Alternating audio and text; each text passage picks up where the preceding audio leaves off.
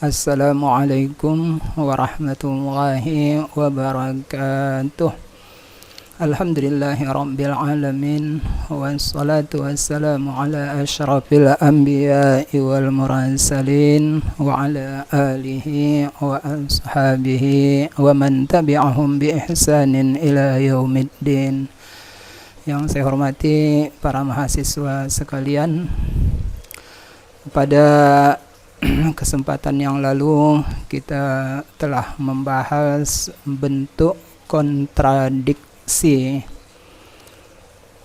Pada kesempatan ini kita akan membahas bentuk-bentuk asilun naqli.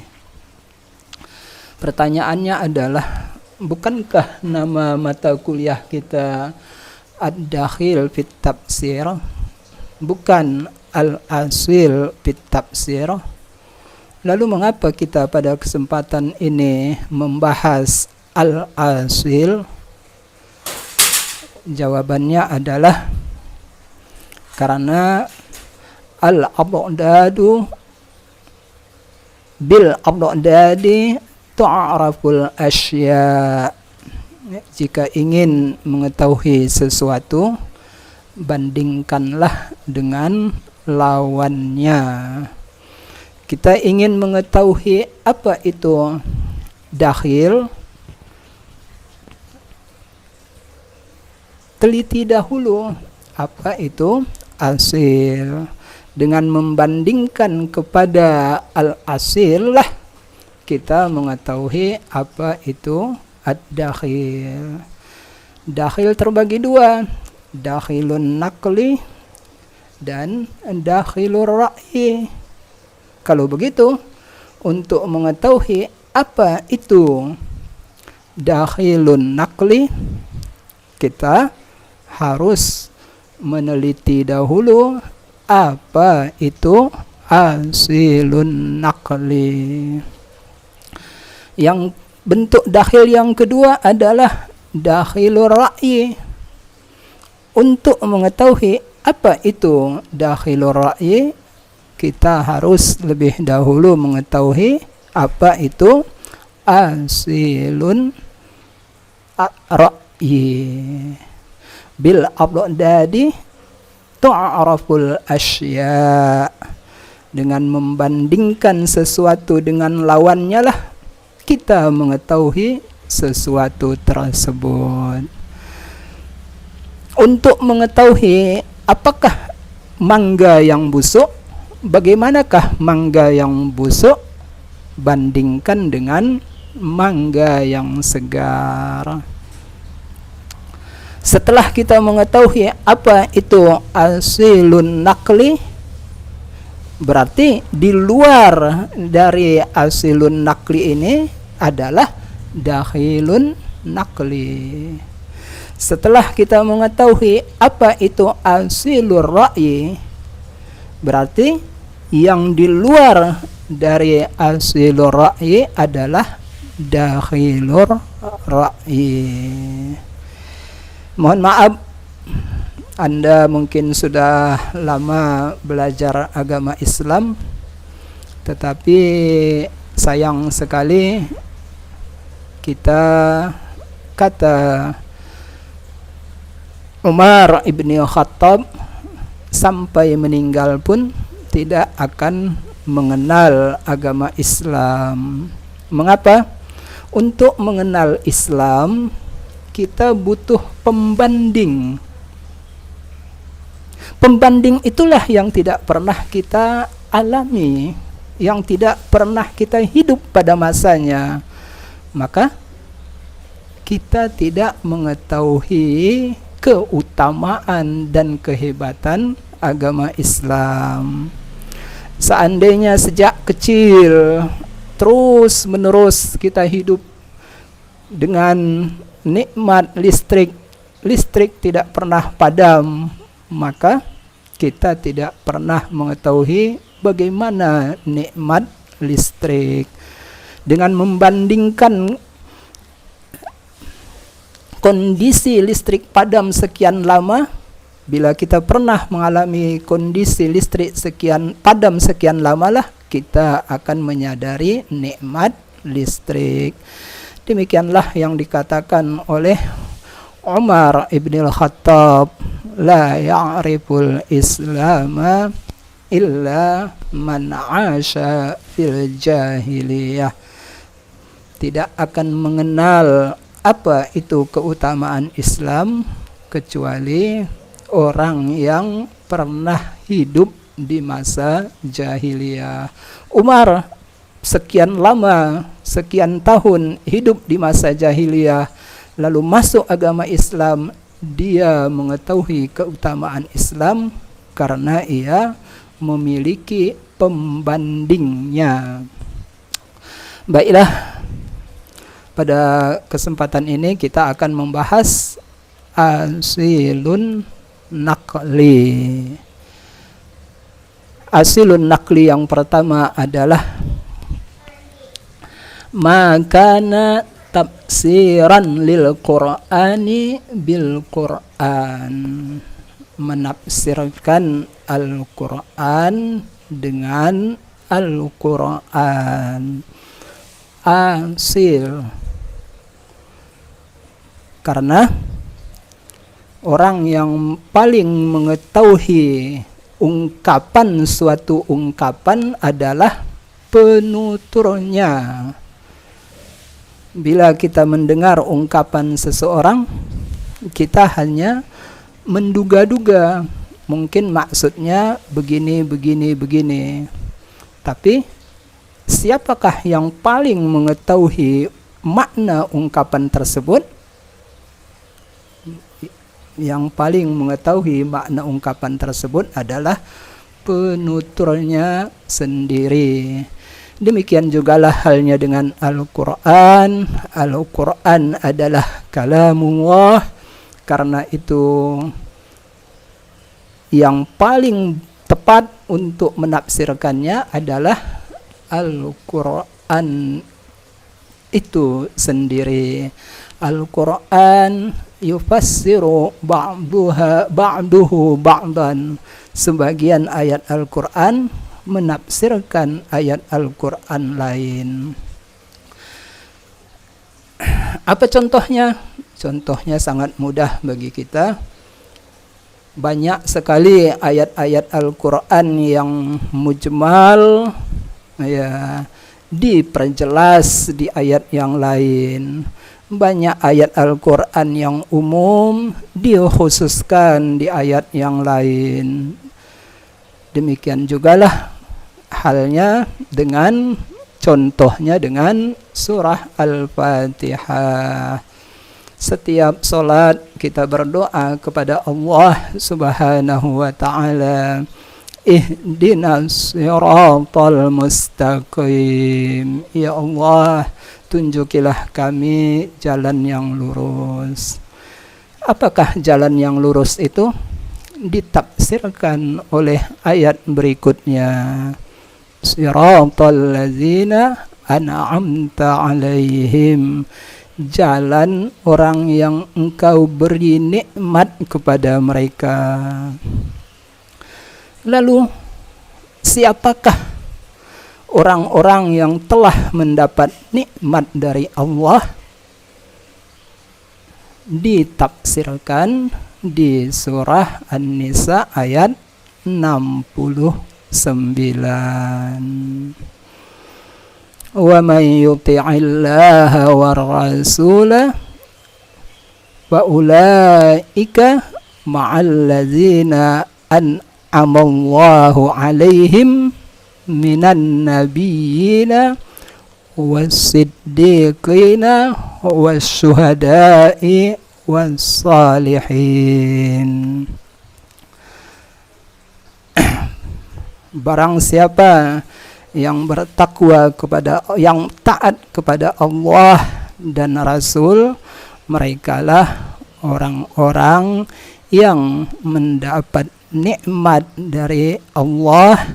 Merekalah bersama orang-orang yang mendapat nikmat dari Allah dari kalangan para nabi, para siddiqin, para syuhada, dan orang-orang saleh. Ya. Jadi ketika kita memohon jalan yang lurus, pada hakikatnya kita mohon untuk digabungkan bersama orang-orang yang sudah mendapat nikmat dari Allah. Siapakah orang-orang tersebut? Yaitu 4 kelompok. Artinya kita mohon kepada Allah dimasukkan dalam 4 kelompok tersebut. Ya.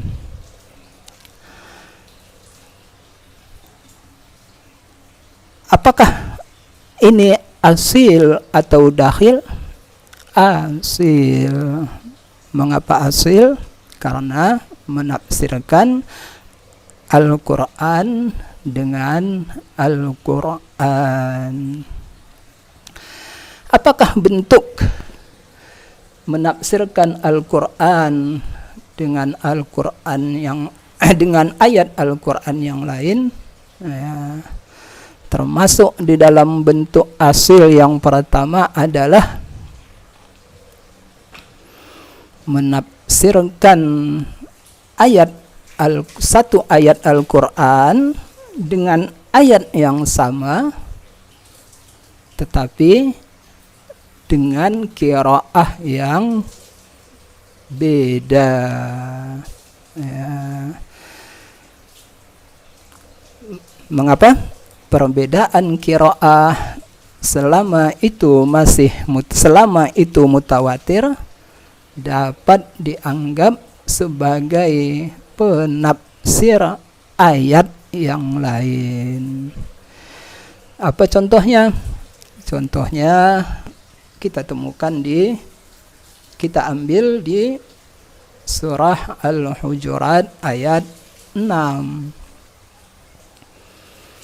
Ya ayyuhalladzina amanu in ja'akum fasiqum binaba'in fatabayyanu an tusibu qauman bijahalatin fatusbihu ala ma fa'altum nadimin. Ayat ini memerintahkan kita agar kita melakukan at-tabayyun, klarifikasi, bila si pembawa berita adalah orang fasik. Bila klarifikasi tidak kita lakukan, dikhawatirkan kita akan menyesali sikap kecerobohan kita, sikap ketidaktelitian kita. Perintahnya adalah fatabayyanu, lakukanlah klarifikasi. Fatabayyanu adalah qiraah jumhur.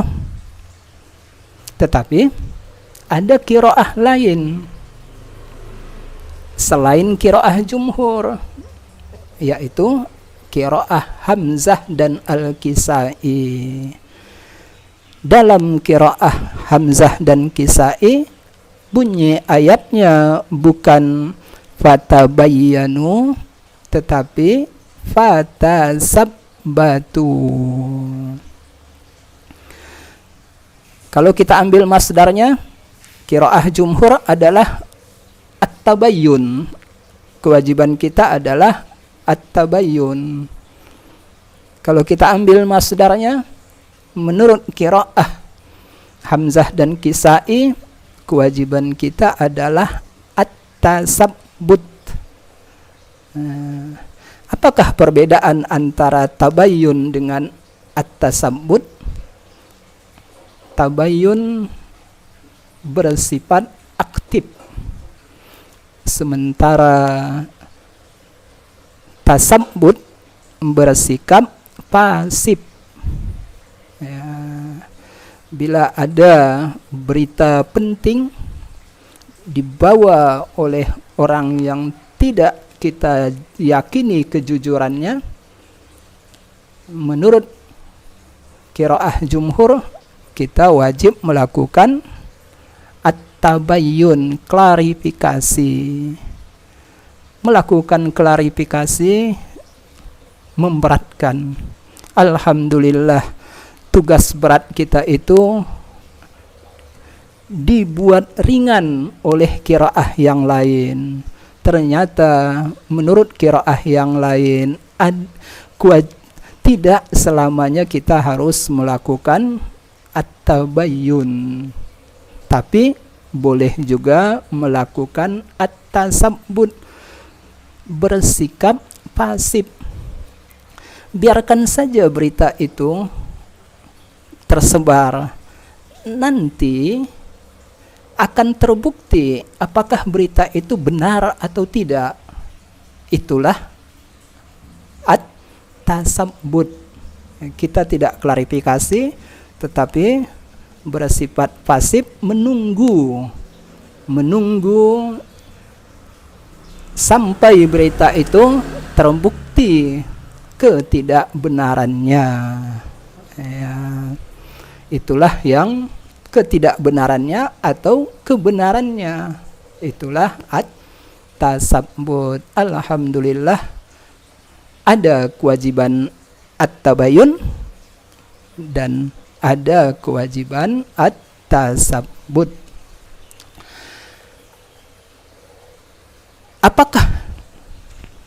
Apakah menafsirkan Al-Quran dengan Al-Quran selamanya asil?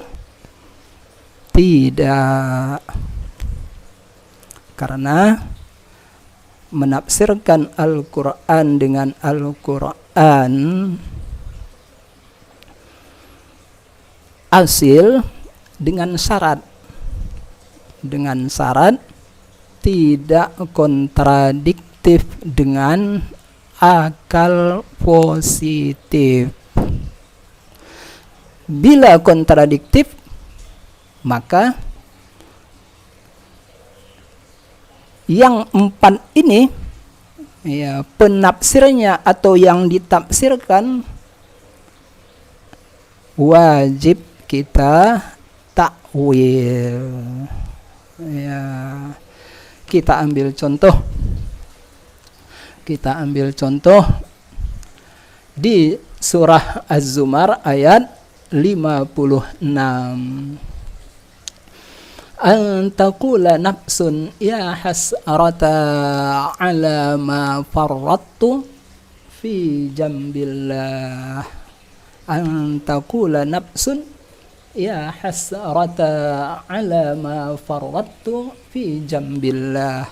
Di sini ada kalimat janbun. Janbun itu artinya lambung. Ya, lambung. Nah, janbun di Az-Zumar ayat 59 kita tafsirkan dengan janbun di surah Yunus ayat 12. Wa idza massal insana durru da'ana li jambihi au qa'idan au qa'iman. Sama, ada juga janbun. Ya, di sini ada fi jambillahi, di sini ada li jambihi. Apakah arti janbun di Yunus ayat 12? Artinya lambung. Bila manusia ditimpa oleh kesulitan, da'ana li jambihi, dia akan berdoa kepada Allah. Kata Allah, dia akan berdoa kepada kami. Da'ana li jambihi, manusia itu ketika berbaring dikatakan meletakkan lambungnya. Karena itu lijanbihi artinya berbaring. Au qa'idan atau duduk, au qa'iman atau berdiri. Bila manusia dalam kesulitan ingin segera keluar dari kesulitan tersebut, dalam kondisi apapun dia berdoa kepada Allah, berbaring, duduk, berdiri, terus tidak berhenti lidahnya berdoa kepada Allah Subhanahu wa ta'ala. Itulah arti lijambihi pada surah Yunus ayat 12. Bisakah janbun di Yunus ayat 12 kita gunakan sebagai tafsir janbun di Zumar ayat 56? Jawabannya tidak bisa. Mengapa tidak bisa? Bukankah itu salah satu bentuk menafsirkan Al-Quran dengan Al-Quran? Benar. Itu menafsirkan Al-Quran dengan Al-Quran. Tetapi syaratnya tidak terpenuhi. Syaratnya apa? Tidak kontradiktif dengan akal. Kalau kontradiktif bagaimana? Ayat tersebut ditakwil. Apakah yang kontradiksi di sini? Akal menyatakan, akal positif menyatakan Allah Subhanahu wa ta'ala tidak sama dengan makhluknya. Allah Subhanahu wa ta'ala tidak memiliki lambung. Bila janbun di Az-Zumar 59 kita maknai dengan lambung, dengan menafsirkannya dengan ayat Yunus umpamanya, maka kontradiktif dengan akal positif, yang akal positif menyatakan Allah tidak memiliki lambung. Kalau begitu bagaimana? Janbun di Az-Zumar, surah Az-Zumar kita takwil. Apakah takwilnya? Takwilnya adalah kewajiban. Kalau begitu, bagaimanakah terjemah Az-Zumar ayat 56 agar seseorang tidak menyesal? Segeralah tobat, segeralah mengakui kesalahan. Kalau Anda orang beriman, kalau Anda orang kafir, segeralah masuk Islam. Sebelum Anda menyesal, ketika itu penyesalan Anda menyesal antakula nafsun, agar tidak ada seseorang pun yang berkata, ya hasrata, alangkah besarnya penyesalan saya, ala ma farrattu, atas kelalaian yang saya lakukan terhadap kewajiban saya kepada Allah Subhanahu wa ta'ala. Kewajiban saya kepada Allah banyak, A, B, C, D. Kewajiban itu sering sekali dan banyak saya lalaikan. Inilah arti janbun. Janbun yang makna hakikinya adalah lambung, kita takwil menjadi kewajiban. Baik. Asilun nakli yang kedua, kita pindah kepada nomor 2. Ya, asilun nakli yang kedua adalah makana tafsiran lil Quran bisunnah as-salihah lil hujjiyah. Menafsirkan Al-Quran dengan hadis yang layak dijadikan dalil. Apakah hadis yang layak dijadikan dalil? Hadis sahih dan hadis hasan. Menafsirkan Al-Quran dengan hadis sahih,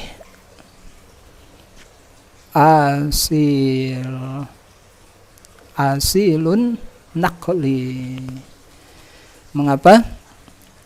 Karena tugas Nabi Muhammad sallallahu alaihi wasallam adalah, salah satu tugas utama beliau adalah menjelaskan kandungan Al-Quran.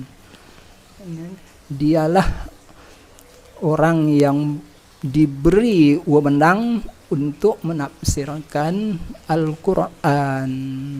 Karena itu wajar sekali kalau hadis yang sahih kita jadikan sebagai penafsir Al-Quran. Contohnya apa? Ya, contohnya sangat banyak. Ya, kita ambil contoh surah Maryam ayat 28. Ya ukhta Harun, makana abukim ra'asau.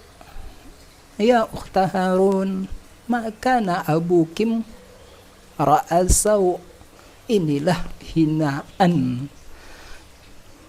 masyarakat kepada Maryam. Maryam hamil tanpa suami, lalu melahirkan Nabi Isa alaihi salam. Mereka menghujatnya, wahai Maryam, mengapa Anda lakukan kejahatan besar ini? Kami kenal ayah Anda adalah orang baik. Kami mengenal ibu Anda juga orang baik. Ya ukhta Harun, makana abuki ra'asau.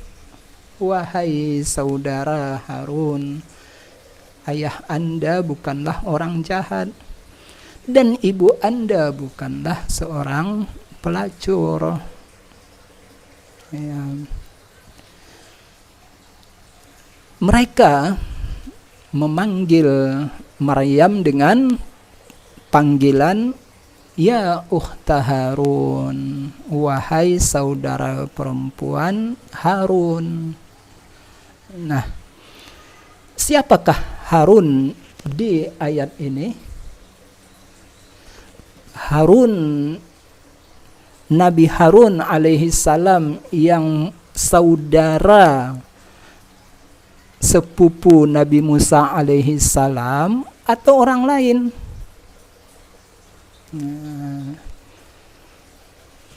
Ayat ini diperdebatkan oleh sebahagian orang dengan menyatakan, bukankah antara Nabi Musa dengan Nabi Isa ada terpaut waktu 600 tahun lebih? Lalu mengapa Maryam alaihassalam dipanggil dengan wahai saudara perempuan Harun? Jawabannya kita temukan di dalam Sahih Muslim.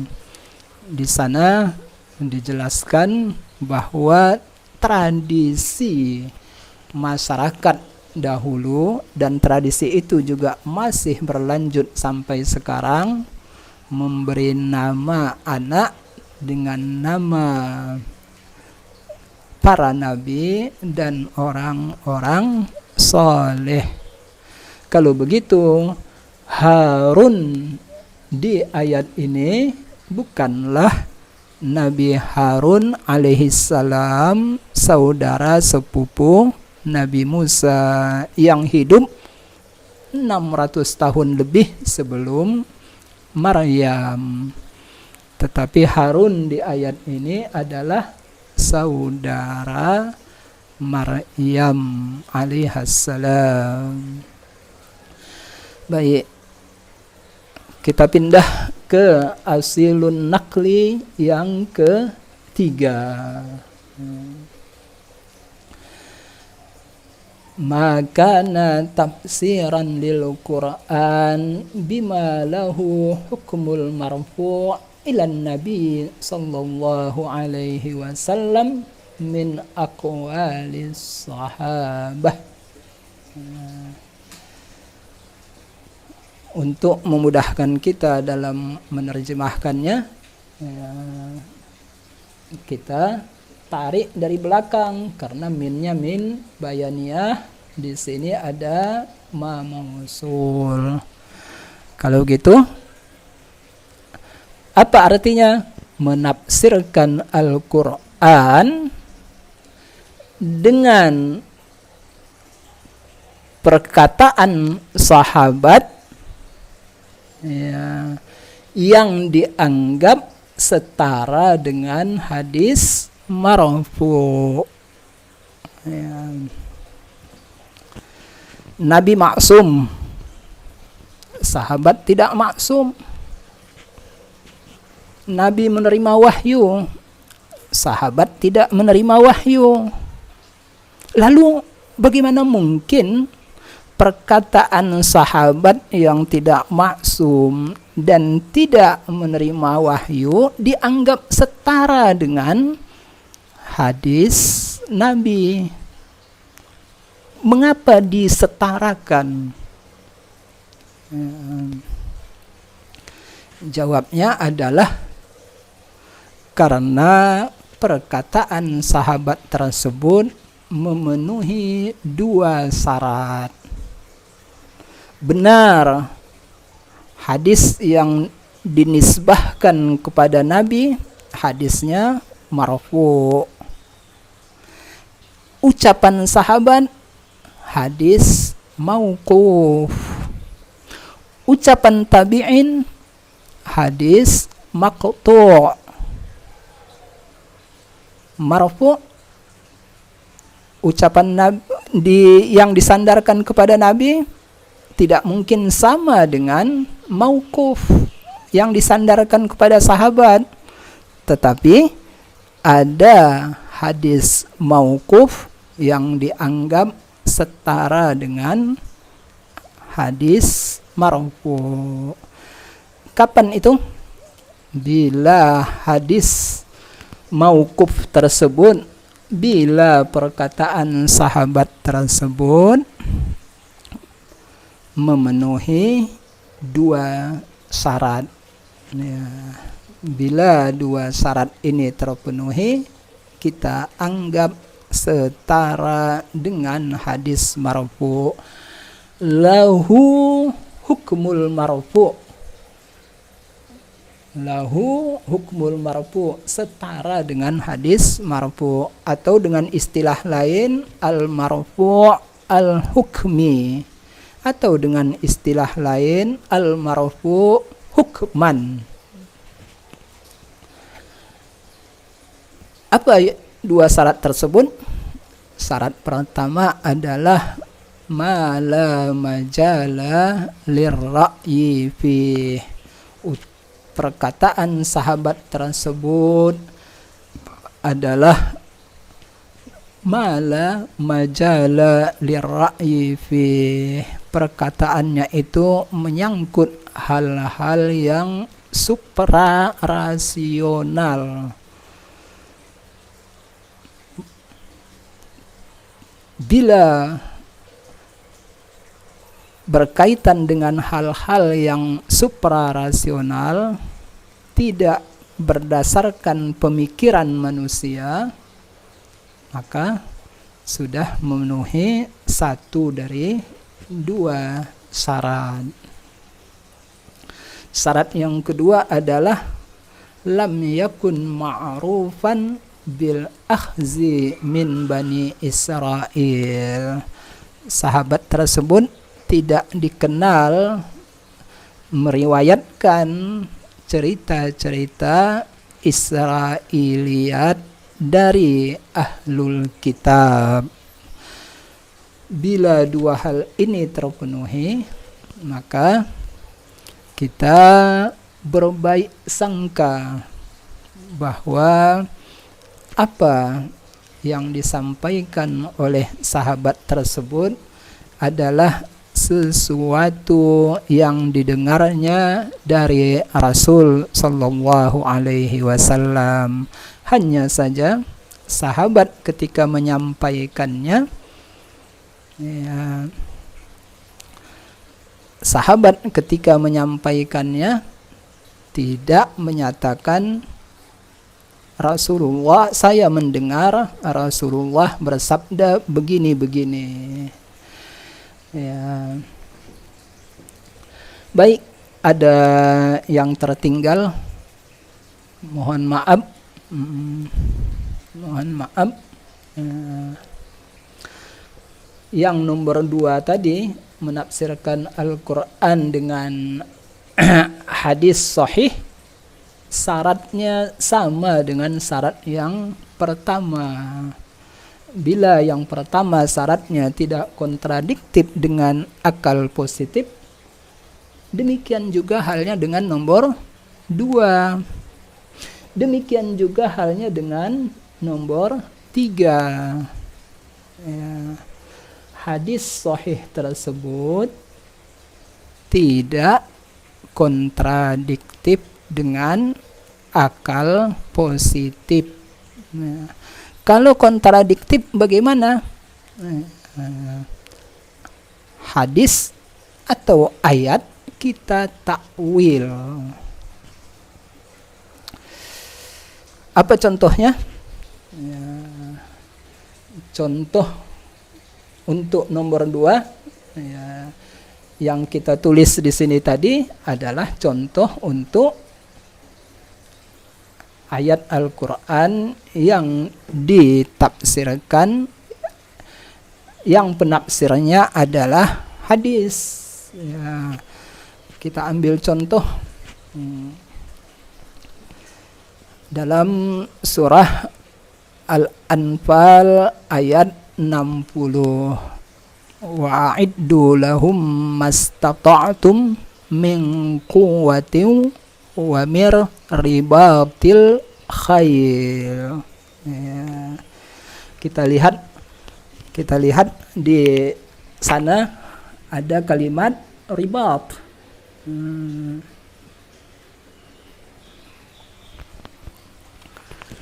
Di surah Al-Anfal ayat 60. Wa'iddu lahum mastata'tum min quwwatin wa mir ribatil khair. Persiapkanlah segala kemampuan yang, segala kekuatan yang dapat kamu lakukan, ya,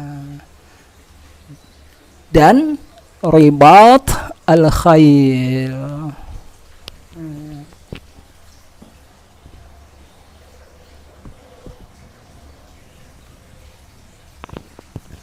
Dan kuda untuk perang. Ya, persenjataan semaksimal mungkin harus dipersiapkan. Juga kuda yang dipersiapkan untuk perang. Itu perintah Allah bagi kaum muslimin untuk ada atau tidak ada perang, tapi persiapan perang wajib maksimal, minimal untuk menakut-nakuti musuh agar mereka tidak menyerang kita. Ya. Nah, kapankah ribat al-khail atau hadis yang menafsirkan ribat al-khail wajib ditakwil? wajib kita takwil kalau kontradiktif dengan akal positif. Ya. Kita akan menemukan di hadis sahih Muslim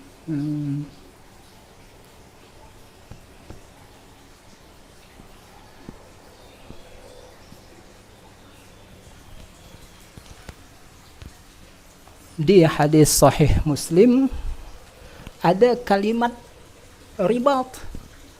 Di Al-Anfal ayat 60 ada kalimat ribat.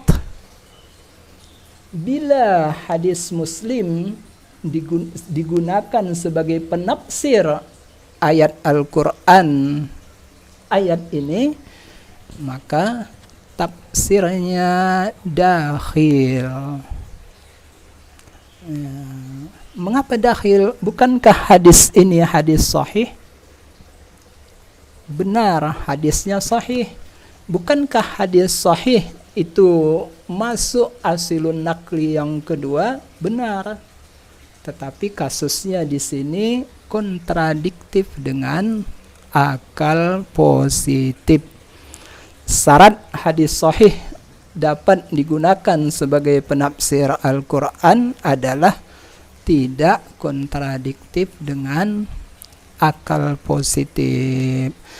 Di mana kontradiksinya? Ya,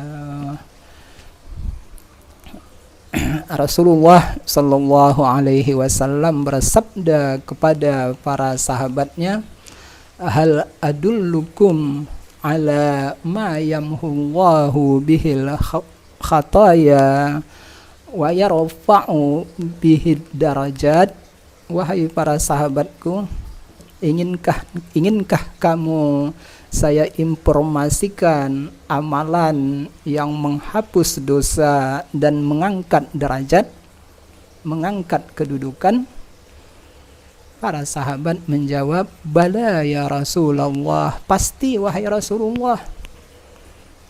Lalu Rasulullah menyebutkan 3 amalan utama. Apa 3 amalan utama tersebut? Yang pertama adalah isbaghul wudu' indal makarih, berwudu secara sempurna bahkan melebihi dari batas yang ditentukan ketika tidak disenangi. Kapan itu ketika tidak disenangi? Ketika dingin. Itu yang pertama. Yang kedua, wa kasratul khuta ilal masajid, berjalan menuju masjid dalam jarak yang jauh, langkah yang banyak menuju masjid. Ini yang kedua.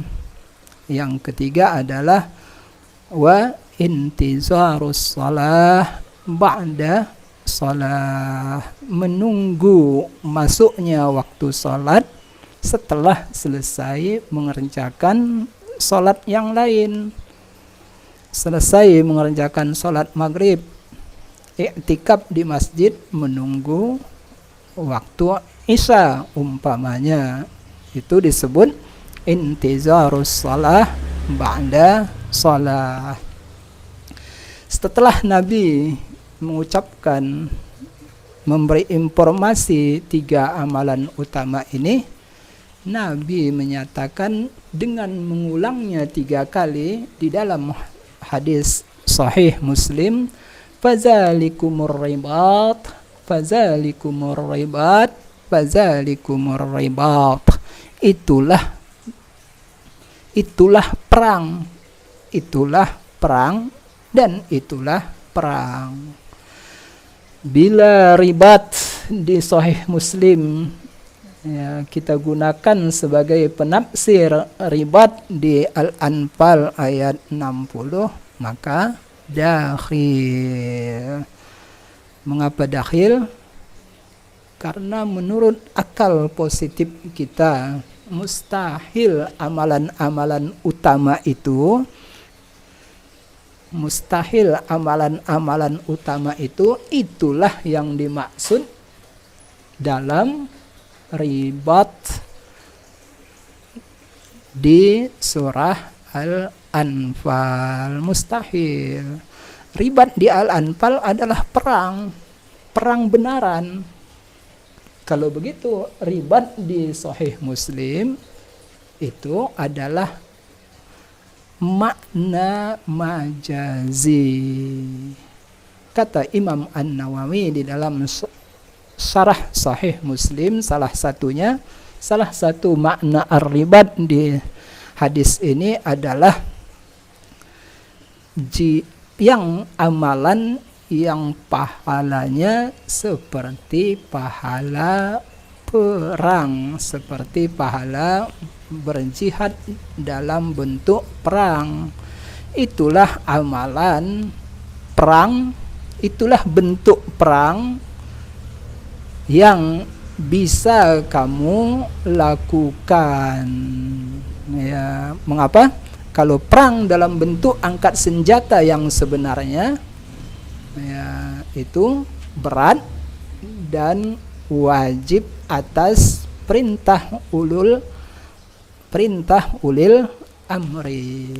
Sementara jihad yang pahalanya tidak kalah dengan amalan yang pahalanya tidak kalah dari perang tersebut, seperti yang disampaikan oleh Rasulullah. Baik.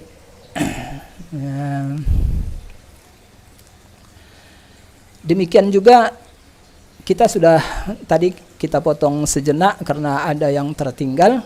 Ya, yang nomor 3 tadi sudah kita jelaskan, menafsirkan Al-Quran dengan perkataan sahabat yang setara dengan hadis marfu. Kapan setara dengan hadis marfu? Tadi sudah kita jelaskan, bila memenuhi 2 syarat. Ya. Nah, apa contohnya? Ya, contohnya bila ayat-ayat yang berbicara tentang sihir lalu kita tafsirkan dengan perkataan sahabat yang masuk ke kelompok 3, itu asilun naqli. Ya. Contohnya apa? Contohnya ketika kita menafsirkan surah Al-Baqarah ayat 102 dengan perkataan Ibnu Mas'ud. Al-Baqarah 102 menyatakan wattaba'u ma tatlu syayatinu ala mulki Sulaiman wa ma kafara Sulaimanu walakinna syayatina kafaru yu'allimuna an-nasa as-sihra. Ada 2 malaikat yang mengajarkan sihir kepada manusia. Ayat tentang sihir tersebut kita tafsirkan dengan perkataan Ibnu Mas'ud, umpamanya man ata sahiran aw arrafan faqad kafara bima unzila ala Muhammadin sallallahu alaihi wasallam. Kata Ibnu Mas'ud, barang siapa yang mendatangi tukang sihir atau mendatangi dukun, maka dia sudah kafir dengan ajaran yang dibawa oleh Nabi Muhammad. Perkataan Ibnu Mas'ud ini kita dianggap oleh para ulama setara dengan hadis marfu. Mengapa? Karena 2 syarat tersebut terpenuhi. Baik, asilun naqli yang keempat adalah maka tafsiran lil Quran bima ajma'a alaihi as-sahabah au at-tabi'un. Menafsirkan Al-Quran dengan hasil ijma' sahabat atau tabi'in.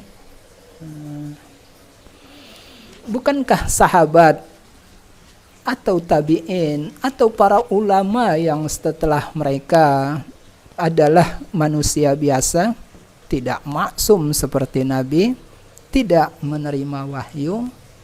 Lalu mengapakah hasil ijma' mereka diterima sebagai penafsir Al-Quran dan posisinya masuk di nomor keempat?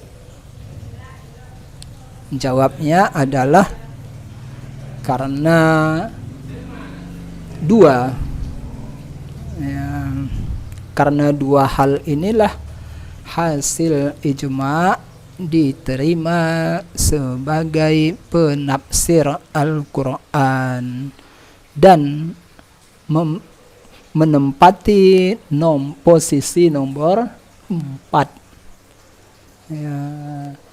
Ijma' sahabat atau tabi'in atau ulama yang setelah mereka sampai hari kiamat, ijma' itu bisa diterima sebagai penafsir Al-Quran. Mengapa? Padahal mereka para ulama tidak maksum dan tidak menerima wahyu. Karena dua alasan. Alasan yang pertama adalah jaminan Nabi Muhammad sallallahu alaihi wasallam bahwa umat beliau sampai hari kiamat tidak akan sepakat dalam kesesatan. Redaksinya, matannya berbeda-beda. Salah satu matannya bunyinya adalah la yajtami'u ummati ala dhalalah. Umatku tidak akan sepakat dalam kesesatan. Ada jaminan Nabi. Dengan demikian, kalau ada kesepakatan, maka itu bukan kesesatan, tetapi itu benar.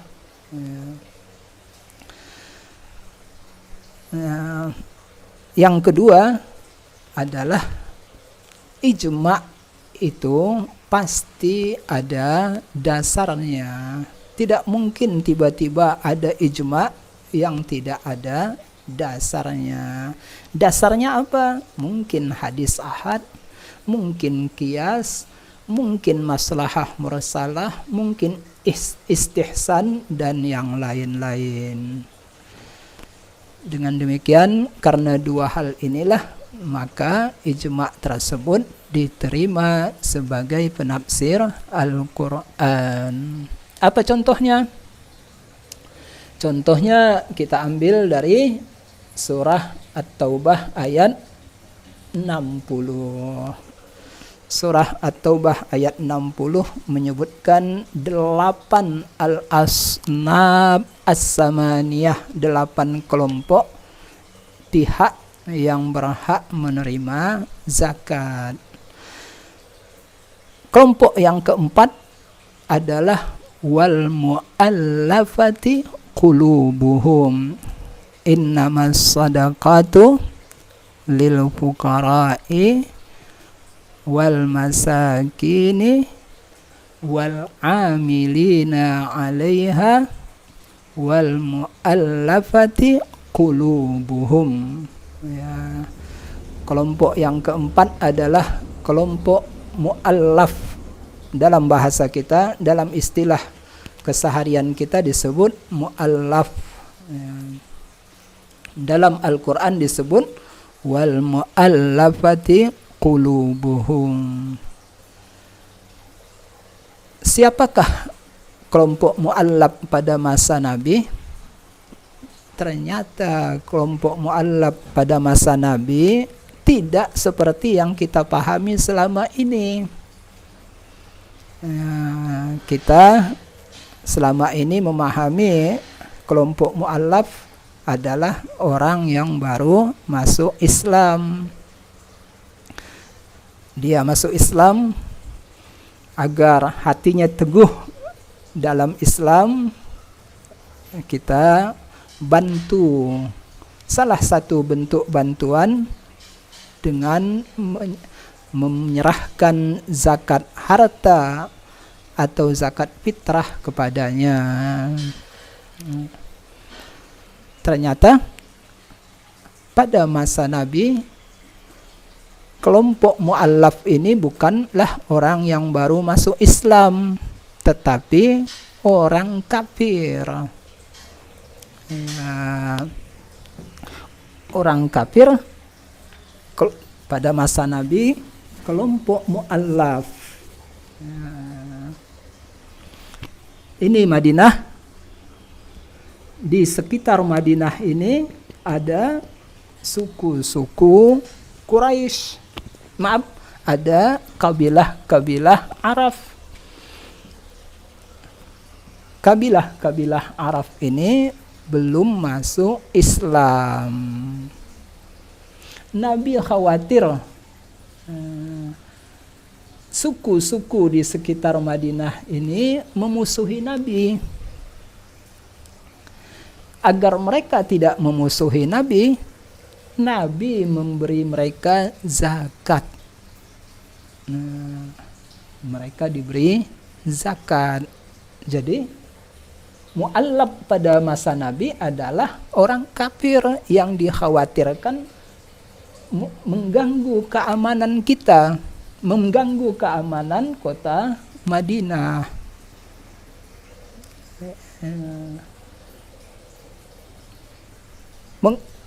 Mengapa gangguan mereka dikhawatirkan? Bukankah gangguan mereka ternyata terbukti ketika perang Ahzab? Dari arah selatan kafir Quraisy datang, kelompok Yahudi ikut bergabung, suku-suku musyrik sekitar Madinah bergabung. Itulah bukti bahwa ancaman keamanan mungkin muncul dari mereka. Nah, apa kaitannya dengan At-Taubah ayat 60? At-Taubah ayat 60 menyatakan kelompok mu'allaf berhak menerima zakat. Ketika Umar bin Khattab menjadi khalifah, Umar berkata, saat ini, pada masa ini, mu'allaf tidak berhak menerima zakat. Sebahagian sahabat protes, bukankah mereka pada masa Rasulullah menerima zakat? Kata Umar, kondisinya sudah beda. Lihat, Islam sekarang sudah tersebar luas. Islam sudah kuat. Dahulu kita takut kepada mereka.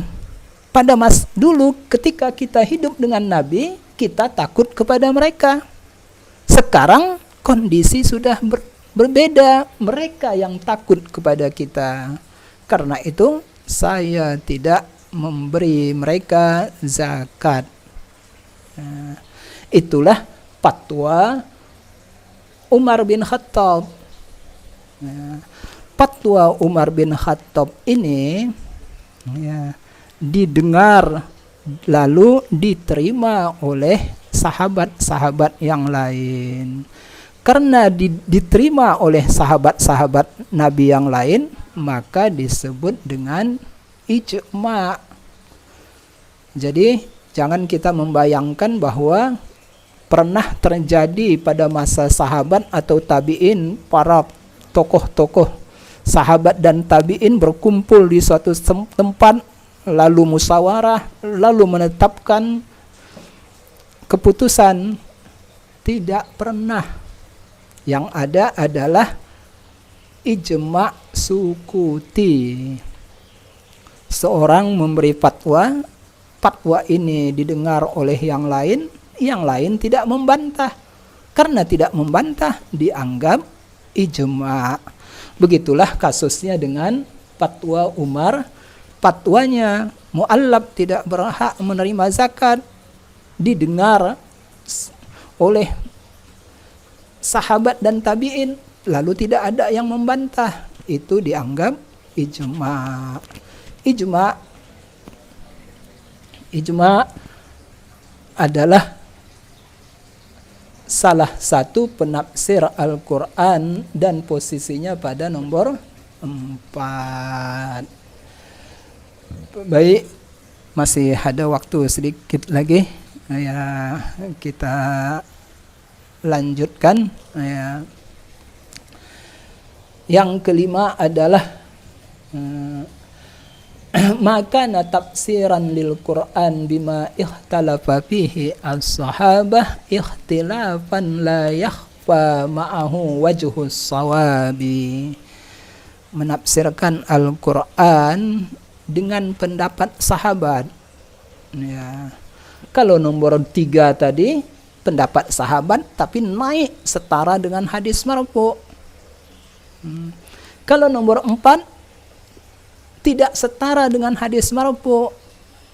Mengapa tidak setara dengan hadis marfu? Karena ijma'. Apa beda 3 dan 4? Ya. Kalau nomor 3 itu suprarasional. Kalau nomor 4 rasional. Semua hasil ijma' itu pasti masalah-masalah yang rasional. Fatwa Umar rasional. Tapi bila ada sahabat menyatakan tentang hari kiamat, azab kubur, dan yang suprarasional, maka bila memenuhi syarat yang lain, yaitu tidak dikenal sering menerima dari Bani Israel, naik menjadi setara dengan hadis marfu. Itulah beda perbedaan nomor 3 dan 4. Sama-sama pendapat sahabat, tapi yang nomor 3 suprarasional, sedangkan nomor 4 rasional. Bagaimana dengan nomor 5? Ya, nomor 5 pendapat sahabat juga, tapi pendapatnya itu ya, A dengan B kontradiktif. Kontradiktifnya, sekalipun A dan B kontradiktif, tetapi kita dengan mudah mengetahui mana yang benar. Ya. La yakhfa ma'ahu wajhus shawab. Yang benar itu mudah kita tebak, mudah kita duga. Walaupun dua sahabat mengeluarkan pendapat yang berbeda.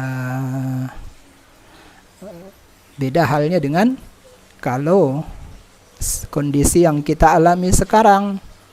Ya, pakar penyakit menular A menyatakan COVID-19 alami. Alasannya A, B, C, D. Pakar penyakit menular yang lain menyatakan COVID-19 ciptaan manusia, buatan manusia. Alasannya A, B, C, D. Kita yang tidak ahli di bidang itu bingung.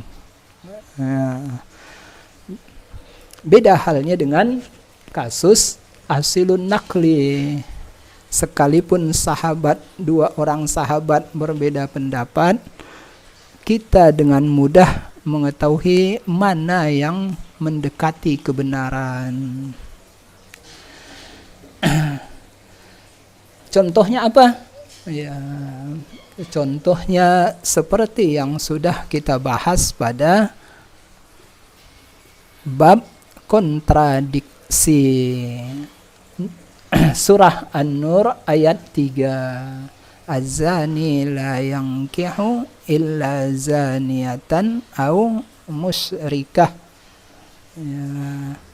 Ibnu Abbas menyatakan arti yankihu di ayat ini adalah bukan akad tetapi jima. Mengapa ia menyatakan demikian? Karena kalau bermakna akad berarti ya, lelaki muslim afif haram menikahi zaniyah.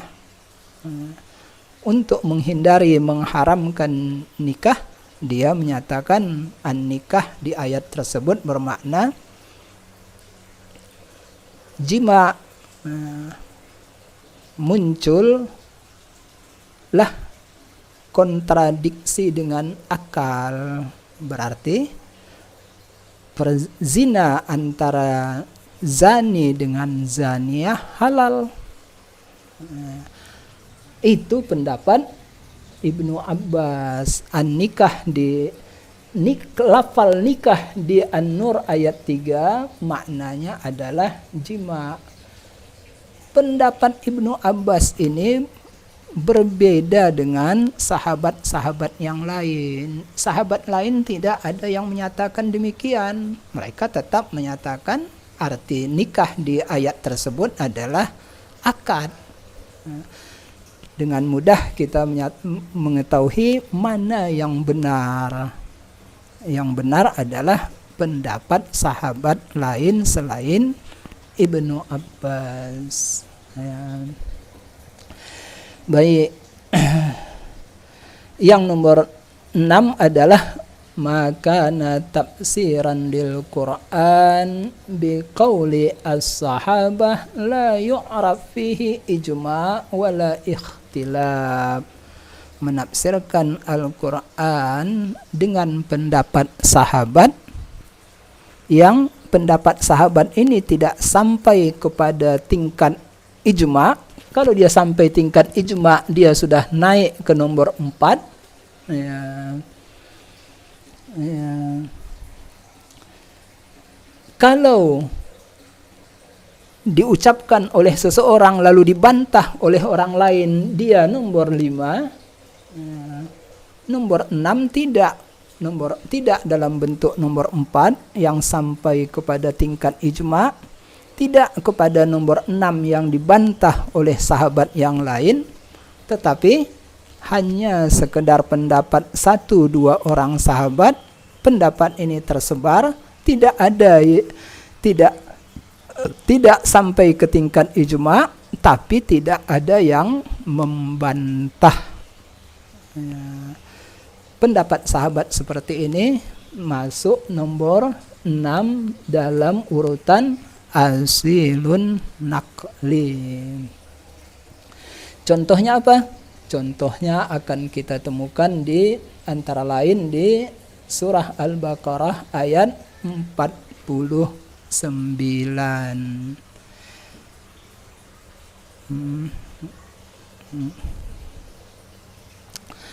Ya. Wa idz najjaynakum min ali fir'auna yasumunakum su'al azab yuzabbihuna abna'akum wa yastahyuna nisa'akum wa fi dzalikum bala'um mir rabbikum azim. Ya, di ayat ini ada lafal bala'un.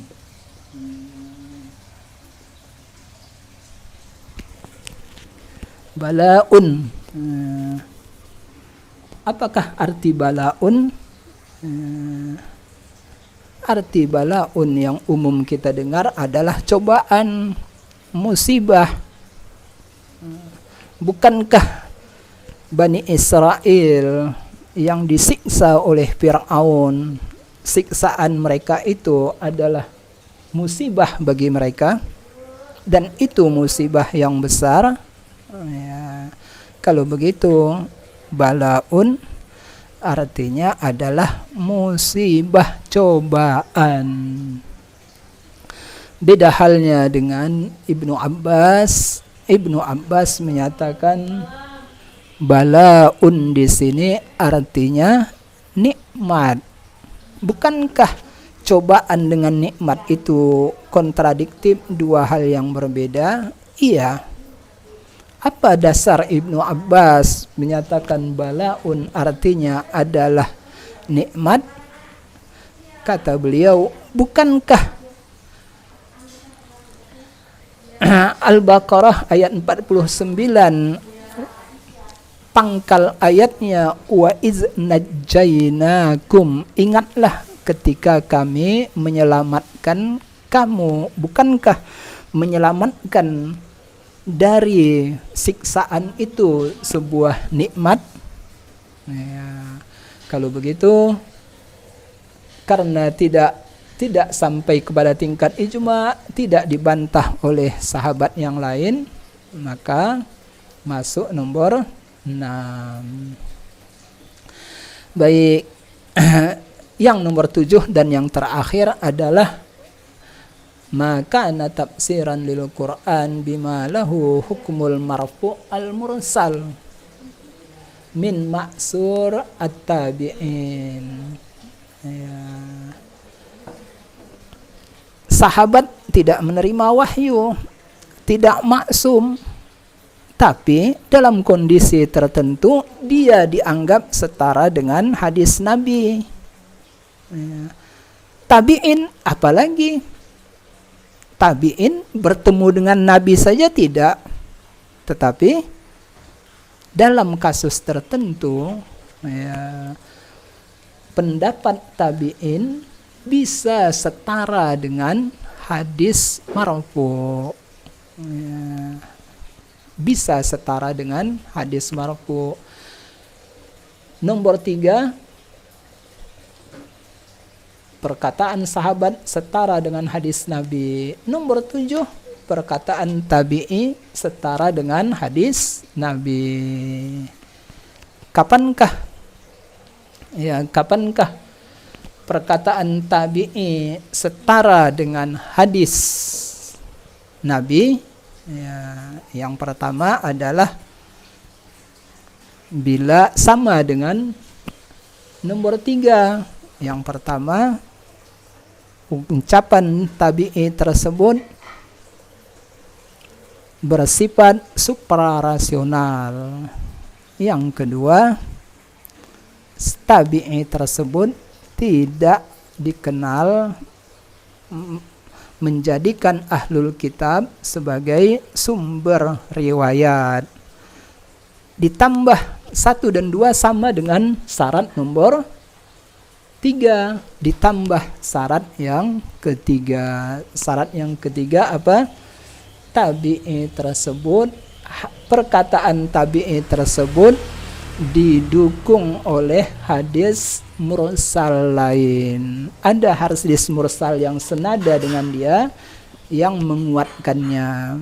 Kalau tidak ada, syaratnya tabi'i tersebut harus tabi'i yang senior, yang berguru kepada sahabat.